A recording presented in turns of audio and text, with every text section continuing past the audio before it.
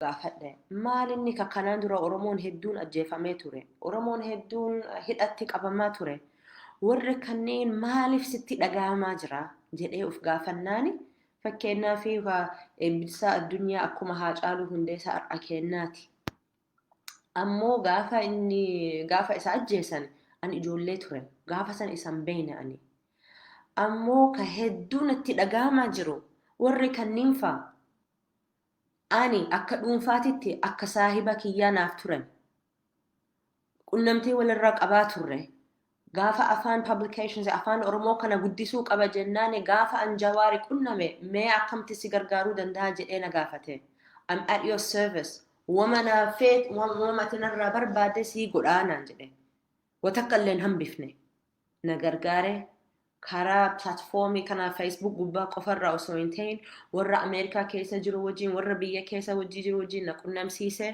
nama akka Ridwaaniif nama akka Yusuf illee akka dhuunfaatitti fedhii jaalalaa oromummaa waan qabaniif jecha na gargaaruudhaaf illee ummata oromoo kenna gargaaruu tattaafatan odoon dadhabin maatii ofii dhiisanii ka'anii biyya keessa ammuma kana hidhaa keessatti isaan jiraachuun hedduu natti dhaga'amaa jira beekadhu. Wanti nu godhuu qabnu namni mana ofii keessatti yeroo rakkatan mana isaanitti dhaytee rakkoon san violence san yoo ka dhaabuu hin dandeenye kaanee iyyachuu qabna namatti himachuu qabna. Ani waa'ee Awustiraaliyaa irra dubbachuudhaaf sila hidhaa kanaa tahun qabuu jedhe hidhaa oromiyaa kana irraa haasofnaan oduun hin beekin asuma magaaluma kiyya kana keessatti warri kenna asitti oromoon asitti illee hidhamuu eegalaa jirani amma dhiyenna Facebook gubbarra post godheen jira warri kenna ka biyya ka high rise tower ka apartmentii gurguddaa keessa jiraatan COVID-19 if jecha premier jechuun durataa akuta kenna jechuu dandeenya lockdown godhee warra namoota achi keessa jiraachuuf jecha namni achi keessa jiru nama gara 3,000 oli 9,000 oli achi keessa jiran biyya kana keessatti yeroo lockdown isin godhuu barbaadan yeroo sii kennani guyyaa lama booda eegalleetiin torbaan tokko mana ofii keessa jiraachuu qabdani mana san keessa yoo gabbahuu barbaadani sababa kanaatiif malee wanni biraatiif bahuu hin dandeessuu siin jedhan yoo ka dalagaa deemuu qabdan dalagaa deemtanii dhuma deebi'uu sirra jira nyaata yoo bituu barbaadan nyaata san bittaniituman deebi'uu qabdan siin jedhan amma ka warra as keessa jiraataniif hoo waan nama ajaa'ibsiisu godhan guyyuma san yeruma san immediately jedhani hello I'm on a live you're on the live too now yeah okay naget so very important to listen so odo yeroo naman kennin odo waa takka illeen godhin poolisa 500 qabatee bakka fooqii sanitti dhaqee ka harka nama hedduu achi keessa jiraata keessattuu nama oromollee ni heddummaata poolisa 500 qabaniitu gadi bahuu hin dandeessanii mana ofii keessan yoo gadi baatee poolisaan achi jira makiinaa keessanitti dhaquu hin dandeessanii nyaatallee bituu hin dandeessanii watakkallee bituu hin dandeessanii dura guyyaa 5 jedhanii amma 7 achi keessa jiraachuu qabani haadha ilmaani ijoollee warra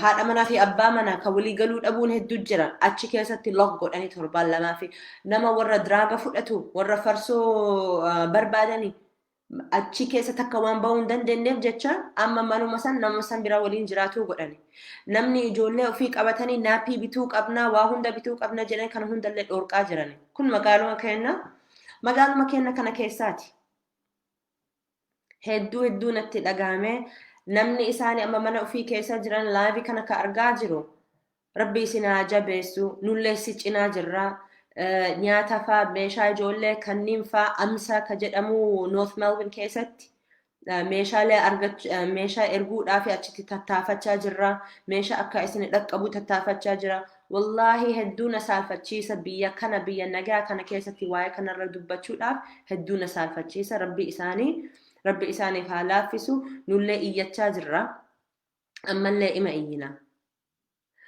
waa'ee oromoon bakka fedhe haa ta'u nuti qaama tokkoo miti doesn't matter Austraaliyaa haa ta'u Oromiyaa keessa haa ta'u akka tokkotti iyyachuu qabna sagalee tokkootiin iyyachuu qabna warra flaatiin North Melbourne Flemington achiifaa keessatti high rise keessa jiraannaan poolisatti qabani namni apartment block keessa jiraannaan poolisni hin jiru gadi bahuu dandahani nyaata bituu dandahani waan fedhani godhuu dandahani yoo ka sababa qabaniita yoo ka sababataniitu man ba'an jechuudha akkamiti warra kana dhoorkani sila ka barbaachisaa ta'e poolisni miti bar social worker warra tajaajila hiikaa afaaniiti warra kaniin barbaachisaa malee poolisa 500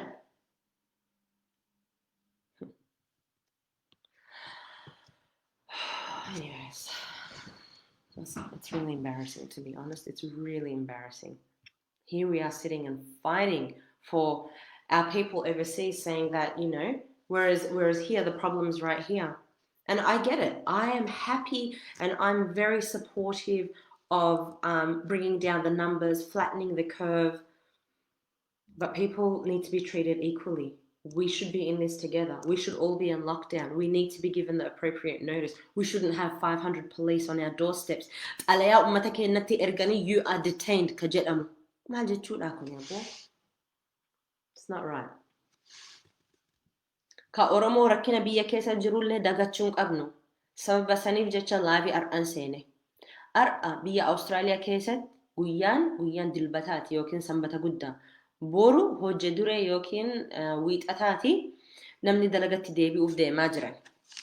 So, nuti akka Oromoo maal godhuu qabna? Ani yaanni dura ka qabaa ture. Guyyatti waan haarawaa isinitti himuudhaaf jechuu tattaafannaan amma ani ka argaan jiru dalagaa tokko qofa isinitti kennine dalagaa san hanga fiixatti baasuu dandeenyu ittuma fufuu qabna jedheetiin yaada akkanaa qabamee maaluma jettanii isin meenaa deebisa. Ani Australia namittiin tokko foreign minister ka jedhamtu biyya Australia keessatti maqaan isii Maurice Payne jedhamti namittiin tun isiin emaili godhuu qabna kaleessa sanirra haasaa turreemi okay amma guyyaan ar'ame bilbila isii naa qabadhu bilbila isii oofisa isii bilbila dubbisa ani maqaan kiyya ebaluuti ani kutaa ebaluu kanarra isin qunnamaa jira ani Maurice Payne dubbisuun barbaada wanti an dubbisuu barbaadee fi waa'ee Oromoo kenna kanaati ani citizen biyya Australiyaati maatiin kiyya firootni kiyya biyya san keessa jiran yoo rakkoo keessa jiraatan nuti hin beeknu abiyyiin ummata sanillee rakkisaa jiran nuti sababa nageenniif jecha as dhufneetiin amma achirra asitti nu rakkisaa jirani Kanaafu xalayaa qubbarraa akkuma kaleessa siif ergine xalayaa san dubbisiiti hawaasa keenyatti nu deebi'ii sirraa barbaanna waraqaa nu ergadhu sanfaa godhuu qabna boru bilbilee ufuma bilbiltanii caccabsitanii yoo haasoftanii leumaa rakkinnaa miti maqaan kiyya kunooti bilbilaa kiyya kunooti kana naa deebisi yookiin email hawaasa kiyyarra naa deebisi jettanii dhaamsa keessan dhiisuu hin sodaatinaa hirrifatina rakkinnin qabu maqaan kiyya fakkeenyaaf maqaan kiyya Toltuu Tufaatii bilbila kiyya kanarra naa deebisi namittiin san arguu fedhaa jettanii yoo dubbatan rakkinnaan qabu. So namittiin sun Maurice Payne ka jedhamtu hanga waraqaa yookiin hanga announcementii waa'ee abiyyi waan inni irra jiru kana hanga dubbatutti ittuma fufuu qabna emailin akka ajaa'ibatti erguu qabna namittii tanatti bilbiluu qabna oofisni isii akka dalaguu hin dandeenyeef hanga hajaa kenna guututti fixattutti akka waan bira dalaguu hin dandeenye gochuu qabna eegale so akkamitti godhuu dandeenya mee amma an xiqqoo dubbadheetiin hanga an bilbila isinitti kennuudhaaf qalama keessan qabadha waraqaa keessan qabadha bilbila amma as gubbarra isiniifin hima eenyu gubbarra live kana gubbarra barreesseen jira kanaan dura maqaa isii hin dagatina aangoon isii bakkeen isii qabatu hin arraafatina ammallee liinkii tokko jira liinkii san tuqaatiin xalayaa san koopii gootanii namittii sanii fi emaili godhi akka biyya alarra yoo ka godhuu dandeessan kun biyya Awustiraaliyaatti jettee si deebisuu dandeetti. Warra Awustiraaliyaa keessa jiru nu nama meeqa taanee jira ani amma groupii WhatsApp groupii hedduutu jira. WhatsApp san groupii keessatti namni cufa namitti san bilbiluu qabani. What about the United Kingdom? What about Europe? jedhee eebbisa Ahmed Nabii nagaafachaa jira. Ka UK fi ka Europe, UK and Europe warra isaanillee nama hedduu jira ka dalagaa jiru odoonaa ergan xalayaa isaanillee asirra gadiin facaasa rakkinnaan qabu ani. So ummataa fi akka ummata Oromoo dalagsiisuudhaa fi wanni hunda akka salphatti qopheeffamuu qaba. Okay, akka salphatti eega qophoofne booda ummatatti facaafne waan godhuu dandeenya. Kunoo asitti urgee diinagdee barreessitee jirti. Foreign Minister of Australia aangoon isiiti. Maqaan isiin immoo Senator Maurice Payne. Bilbila oofisni isiin duwwaa 2 96 87 55 bilbila isiiti. Boru ganama 9 a.m. Sydney time. Isin kutaa New South Wales keessa jiraati oofisni isiinis. Twitter gubbarraa isii qunnama @Maurice Payne jedhaatiin waa'ee Oromoo waa'ee Haacaaluu Hundeessaa warra Ameerikaa bakkuma biyya isin jirtanirra Twitter gubbarraa namitti isin qunnama maqaa isii tuqadhaatiin sheerii godha. Itti himi Oromoo protest, Oromoo freedom jedhaa dubbadha. Gaafa warra faranjiin kana warra ambaan kana yeroo dubbiftu namni maqaa Oromoo balleessuu hedduu jaalatani. Oromoon loluma barbaadanii iyyachuma barbaadanii bla bla bla bla jedhanii mataa nama guuruu jaalatani. Kanaaf nuti Oromoo yeroo nu haasofnu jalqabumarraa nageenni barbaannaa jennee ibsuu qabna. My name is Toltu. I'm a citizen of Australia. I am concerned about what's happening in Ethiopia. I want peace. There is no peace. We need peace. We are concerned. Irruma deddeebitee yoo haasoftellee rakkoon hin qabdu. Oofisni san bilbila keessan dhiisaatiin bilbilaan naa deebisaa jedhiitii gaafadhu. Lakki nuti bilbilaan siin deebifnu iimeeluma qofaa iimeeli nu ergi jennaan hayyee iimeeluma san naa kenni sii ergaa jetteetiin iimeelillee erguu qabdan isin hundinuu. Guyyaa tokko guyyaa 2 torbaanuma kana keessatti namittiin sun hanga isin waraqaa san gabbaasutti isii jala deemuu qabna. Hordofuu qabna. Akka isii garagaluu hin dandeenye itti himuu qabna. Mirga keessaniitii barkuni. Citizen biyya kanaati. Paasapoortii yookaan qabaachuu taatan erguu dandeessan. Namittiin sun namni filateetiin bakka sanitti galchani malee ufuma isii achi hin geenne bara akkuma Itoophiyaa kanaatii miti. Biyya kanatti warra Afrikaa kanneen fa'aa warra gurraacha warra biyya Awustiraaliyaatti haarawaa dhufe kana siyaasa politikaa kanarraa qubaan qabanii jedhaniituma namni waan fedhee dalaganii bara. Nuti ijoollee keenya barsiisuu qabna. Asumarra magaaluma kiyyarra eegalaan jira. Ijoollee kiyya barsiisuuf hin deemaa jira. Ani waan hawaasa kiyyarraa baradhe gara ummata kiyya gara dargaggeessa dargaggoo dardaraaf shamarran kiyyatti dabarsuudhaaf ni yaalanin tattaafadha. Warri biyya ala keessa jiru komentii hedduu qabna. Warri Afrikaa abdii bilisummaa akkanaan jedhe warra Afrikaa hoo maal goona? Warra United States hoo maal goona jedhanii namni hedduu na gaafachaa jirani.